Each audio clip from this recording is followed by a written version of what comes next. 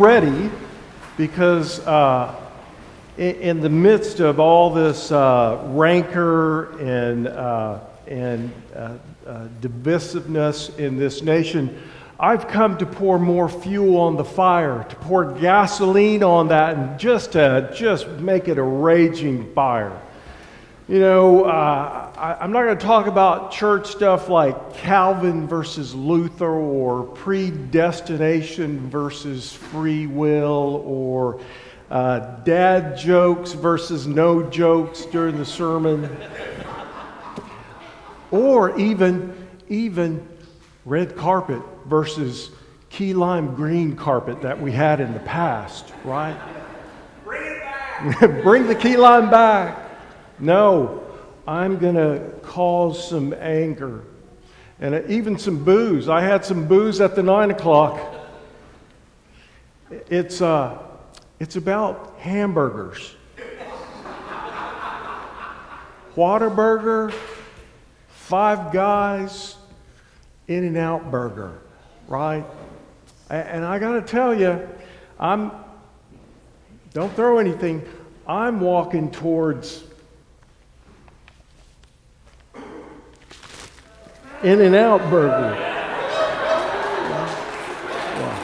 I heard quite a few boos at the 9, so just wait till the end of the sermon, then you can boo me, okay?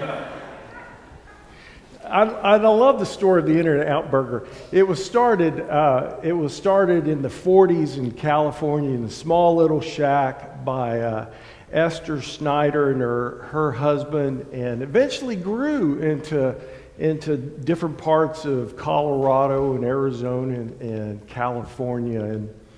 And there was a granddaughter who would eventually lead In-N-Out Burger.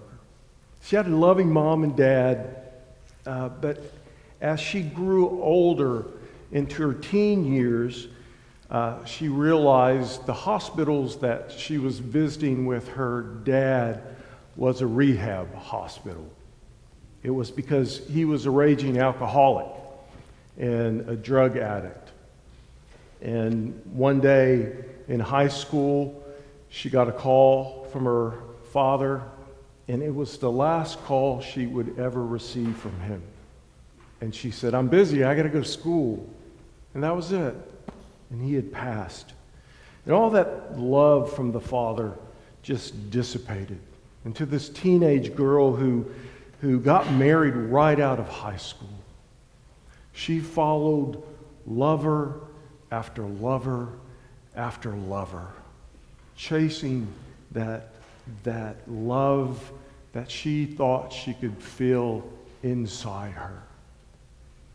She ingested and took all these things that promised satisfaction and peace and wholeness, and to realize that all that glitters is not gold. All those things that she saw as exciting and as glittery and shiny, and with that sweet lyrical voice that, "I'll love you to the end of the world. I promise I will give you everything. I promise I will be with you forever." And all those things that she ingested that sound so sweet, it'll take away the pain. It'll bring you life. Led her into death and destruction. A failed marriage after marriage, abandonment after abandonment. Everything. She had everything. And she tried everything. But she always listened to those lies that they bring, that they'll give you hope. They'll fill all your expectations, right? It sounds very familiar, doesn't it? Sounds familiar in my life. I could try everything and think it would bring me life. It'd work out for a little bit, but then the lies piling up over and over again. The emptiness, the darkness, the desolation and destruction. She was the CEO of In-N-Out Burger, a billionaire. She had everything, except she had nothing. She was as poor could be. She grew up in the church sometimes. Her dad would take her to church. She knew a little bit about Jesus. But she knew she could do better. She knew she could run things her own way, do her own things, make her own rules, be the center of it all, until she basically sat in a prison of her own doing, of wilting away, and of leading to a slow, slow death in her spirit. There's a man wilting and sitting in prison, seemingly without hope. He understands his cousin is the one he baptized, right? The one he baptized and the one who he thought was it, and the one he heard when he baptized him, a sound from God the Father that said, "This is my beloved in whom I'm well pleased." And he's wondering in prison, is this the one? Or should I just kept my mouth shut? Should I have just kept my mouth shut and not said anything about one of the Herods? About, you shouldn't be sleeping with your brother's wife. That's not a good thing. I wonder if he's thinking, just be quiet next time. And we get to this passage, Jesus will be talking to his disciples and teaching them, and messengers from John the Baptist will come and saying, John wants to know, are you really the one? He thinks you are, but he's sitting in prison, ready to get his head chopped off. Are you really, really the one? And Jesus will say, remember the God of your ancestors, the God of Abraham, Isaac, and Jacob, the God of the prophet Isaiah, that says, the blind will see, the lame will walk, the dead will rise again, and blessed are those who continue to stay faithful. Passages from Isaiah talking about the God who heals and the God who will bring good news to the poor. And John gets it, even though it won't turn out the way that we would like it to turn out. But he doesn't sit in prison anymore, doubting. And this girl, her name is Lindsay Snyder.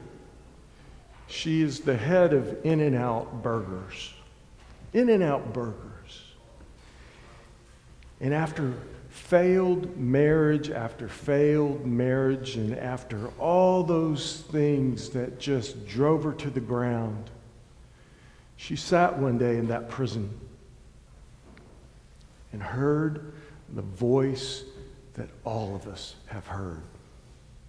A voice that shouldn't be taken for granted, because it's an invitation from the God of the universe to all of us.